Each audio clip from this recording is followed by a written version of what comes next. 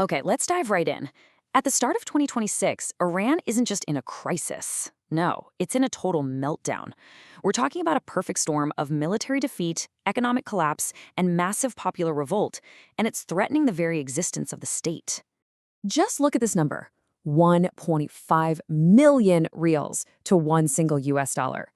This isn't just a bad exchange rate, it's a snapshot of an economy in absolute freefall. It means the currency is basically worthless. Savings have been wiped out, and even basic goods are becoming a luxury for millions of people. So, the big question is, how on earth does a major country get to this point? Well, it wasn't one single thing. It was a chain reaction, a series of dominoes that fell one after another, creating this vicious cycle of destruction. To really get it, we have to rewind the clock to 2025. Yeah, the seeds of the 2026 catastrophe were really sown back in 2025. This was a year of absolutely devastating setbacks for Tehran, a year where everything that could go wrong did. It was just this brutal 1-2-3 punch. First, in June, a short but incredibly destructive war with Israel that crippled their infrastructure. Then, just a few months later, a huge diplomatic blow. European powers hit them with the UN Snapback sanctions. And that, of course, led to the final knockout punch, the economic collapse that sparked the winter uprising.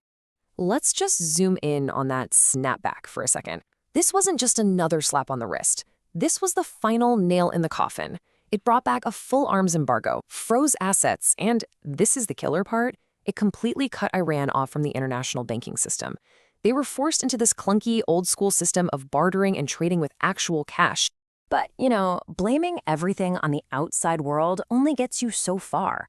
The truth is, as the country was getting hammered from the outside, the regime itself was rotting from the inside out, completely paralyzed and unable to figure out what to do.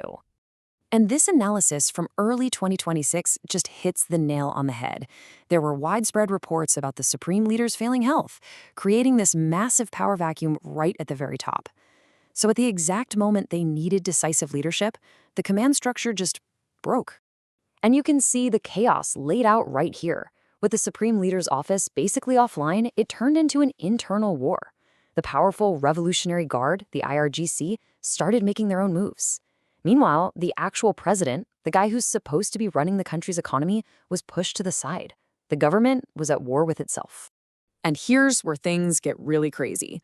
Look at this disconnect.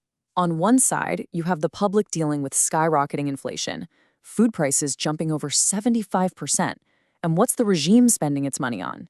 The military, security, the IRGC's foreign adventures, and their missile program? They were pouring gasoline on the fire.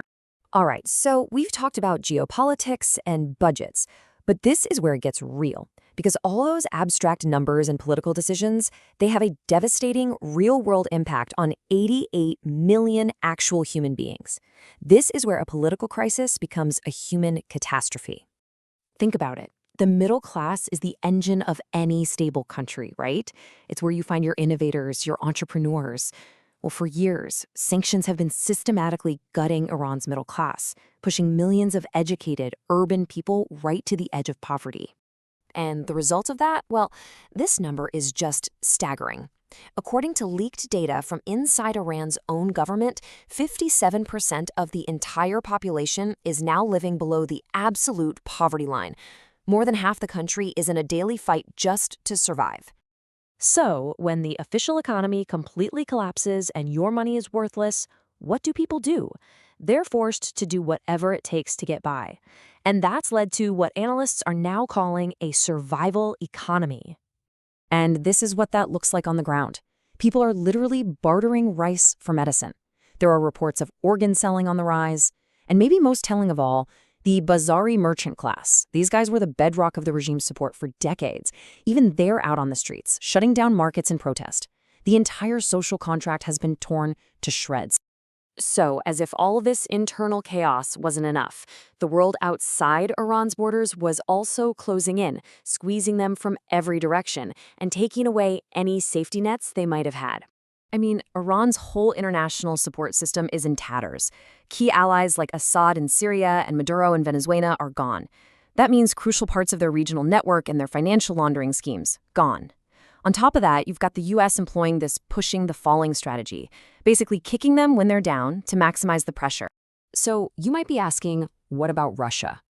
Well, yeah, Moscow is still a partner, and they're trying to build a sanctions-proof trade relationship, doing most of it in their own currencies. But, and this is a huge but, it's a drop in the ocean. It's like trying to put out a forest fire with a garden hose. It's just not enough to save an entire national economy. So the bottom line here, the forecast is bleak, really bleak. The World Bank is predicting the economy will keep shrinking, and real inflation, what people actually feel, is probably over 60%. There is simply no easy way out of this. And that brings us to the ultimate brutal irony of this whole situation. For decades, the regime prioritized its military power and its ideology above everything else, especially the economic well-being of its own people. And in doing so, it looks like they may have walked right into their own deadly trap, creating a systemic failure of their own making. The storm has hit, and honestly, what comes next is anyone's guess.